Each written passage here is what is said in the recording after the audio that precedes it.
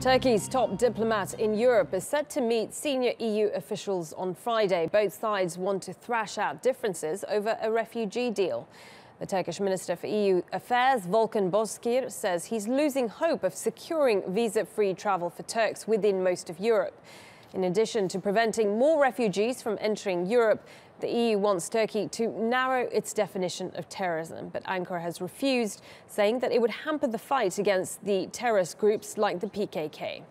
Let's get more on this and speak to TRT World's Ediz Tiyansan, who is in Ankara for us. Ediz, I believe it's the final day in Brussels for the Turkish Minister for EU Affairs.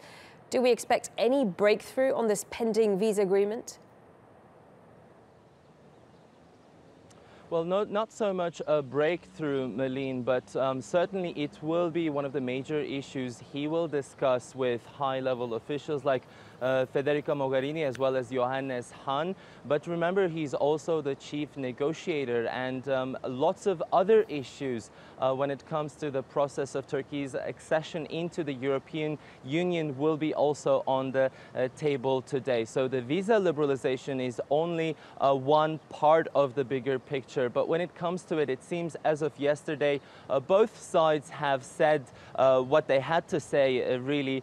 We've heard from the European Commission chief, Jean-Claude Juncker, who said that they will not grant this. They will not lift the visa requirement for Turkish nationals traveling in Europe unless Turkey fulfills its end of the bargain. There is a demand for Turkey to change some of its anti-terror laws, but we've also heard from the Turkish President Recep Tayyip Erdogan yesterday. He flatly refused to make any change. He implied that this was a double standard that was being imposed on Turkey, so he clearly refused that. So for now, maybe in the short term, it doesn't seem so likely for Turks to be able to travel so freely without a visa in Europe. But remember, this is only one part of the larger Turkey-EU migrant deal, and it's still a question mark whether an impasse on this issue would actually, whether or not, affect the larger migrant deal. We're hearing from both sides messages that it would, but it's also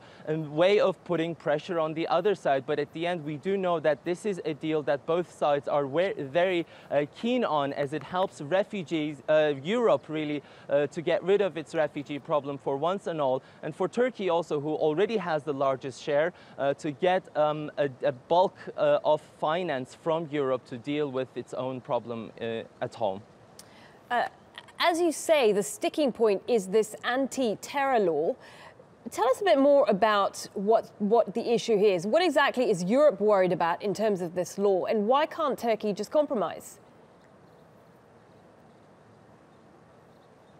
Well, Turkey, Europe rather, they say some of the items in various laws regarding Turkey's fight with terror infringes on personal rights to freedom rights rather. And they said that some of these laws in Turkey may be used to pursue some of the dissident journalists. Now, this is an allegation that Turkey denies very strongly, and Turkey says it's not logical to expect every country to have the same standards of laws when they have different kind of problems that they are facing. And President Erdogan himself explained this quite clearly yesterday. He said every single problem has its own specific challenges of security and threats, and therefore it is normal for every single country to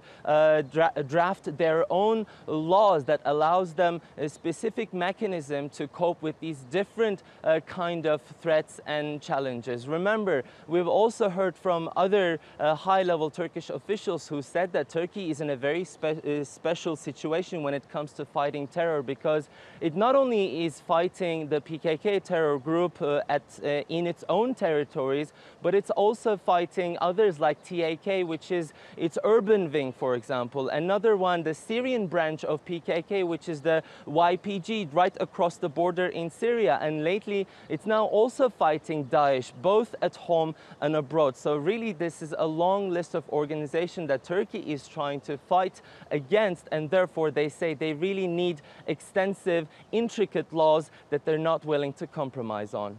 Okay, Ediz, many thanks for that. Ediz Tiyansan there in Ankara.